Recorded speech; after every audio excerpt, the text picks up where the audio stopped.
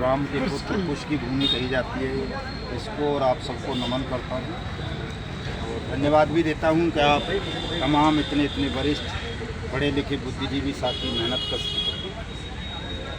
मेरे जैसे एक मामूली साधारण आदमी को सुनने के लिए आप उपस्थित हुए हैं और बड़ा लंबा इंतज़ार करना पड़ गया। इंतज़ार के पीछे मेरी कोई गलती नहीं थी, वो ट्रेन की वजह से ऐसा हुआ है। मुझे मालूम चला है कि आपके जनपद में जो एराइज वाली कंपनी थी, एराइज भूमि अर्थ डेवलपर्स जो थी, इसके लोगों ने कोई दूसरी नई कंपनी भी बना ली है। हाँ। और उसमें लोगों को फंसाने का काम, हाँ फ्लिंकर या लिंकर कुछ तरह की, और उसमें दोबारा से लोगों को फंसाने का काम किया जा रहा है। सबसे पहले तो मैं आप सबको ये सचेत करना चाहूँगा कि अब ऐसी किसी भी कंपनी या कोऑपरेटिव सोसाइटी के झांसे में ना हो। आपकी मेहनत की कमाई पहले ही बहुत सारी जगह डूब चुकी है, आपका पैसा डूब चुका है, आपका सम्मान खो चुका है। अब भविष्य में इस चीज़ों को, इन गलतियों को दोहराने से बचें, स्वयं बचें, दूसरे लोगों को भी समझाएं। और जो लोग ऐसा काम कर रहे हैं, इस तरह की कंपनी बना रहे हैं, उनकी कुछ सूचना बाकायदा डीएम साहब को दें, एसपी साहब को दें, ताकि वो इनके खिलाफ कानूनी कार्रवाई करें, उन्हें जेल में भेजें और लोगों को दोबारा लुटने पिटने और ठगने से बचाया जा सके। ये एक्ट में प्रोविज़न है।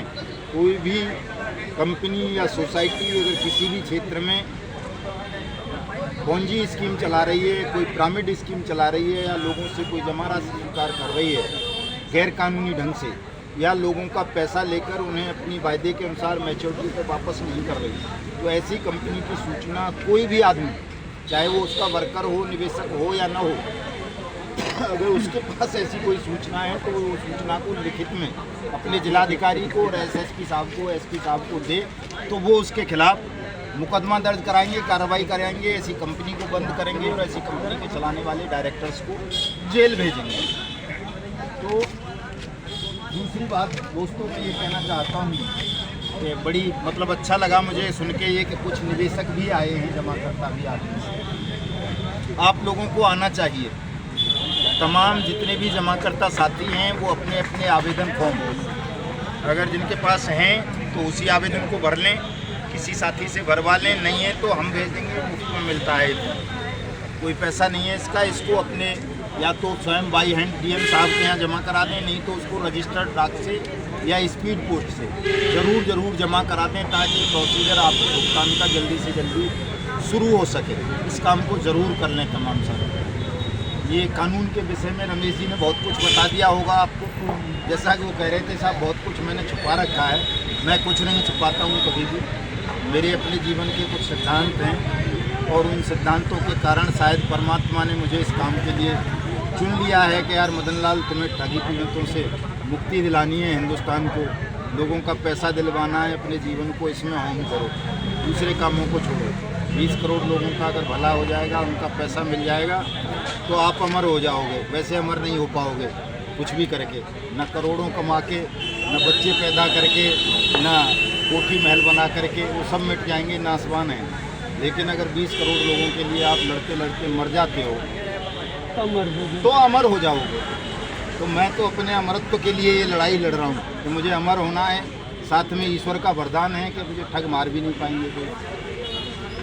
बहुत बार मेरे ऊपर हमले किए हैं ठगों ने साहब, कभी गोली चलवा दी, कभी कुछ चलवा दिया, कितने ही मुकदमे बनवा दिए, लेकिन मैं कभी भी ठगों के नियंत्रण में नहीं आया, ना मैं कभी उनके सामने झुका। इस बट्स एक्ट को बनवाने के लिए बहुत लंबा आंदोलन किया, संघर्ष किया, अंततः बना। सबकी समझ में आया कि नहीं भाई ये होना चाहिए, नहीं तो देश में एक दिन दूसरा महाभारत हो जाएगा, गृह युद्ध की आग भड़क जाएगी, देश टूट जाएगा। ये बहुत बड़ी समस्या है आप लोगों की, छोटी मोटी समस्या नहीं है।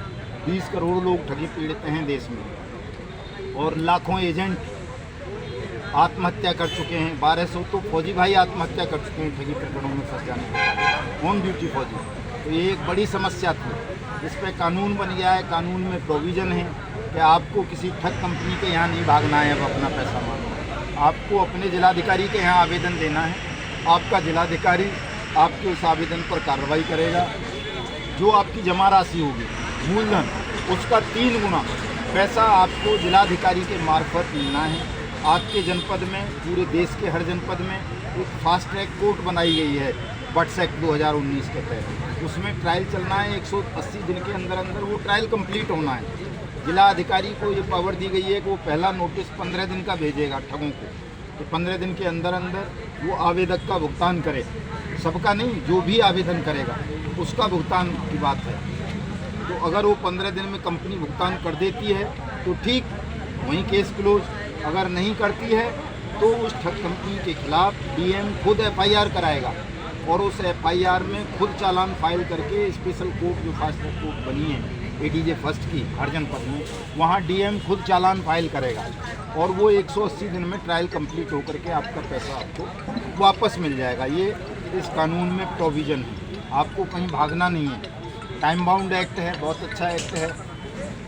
ऐसा कोई कानून नहीं था देश में ठगी पीड़ितों के मामलों में, और मामलों में है। जैसे आप देखते होंगे गन्ने की खेती करते हैं या कोई भी, तो मान लो आढ़ती पैसा नहीं देता कई बार, तो आप उसके खिलाफ जाते हैं ना किसी अधिकारी के यहाँ या गन्ना भुगतान अधिकारी के यहाँ जाते हैं ना, तो वही पैसा दिलाता है। वो आदमी तो प्राइवेट ही तो होते हैं जो गेहूँ खरीदता है आपका या गन्ना खरीदता है या फसल खरीदता है। ऐसा ही यहाँ भी है, मजदूरी का है। जैसे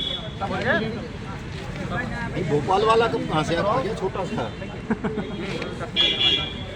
ऐसे ही मजदूरी का है साहब। अगर मजदूरी आपकी कोई मालिक हड़प लेता है, मेहनत करा के मजदूरी नहीं देता, तो आप उस मजदूरी को प्राप्त करने के लिए अपना जो जिले का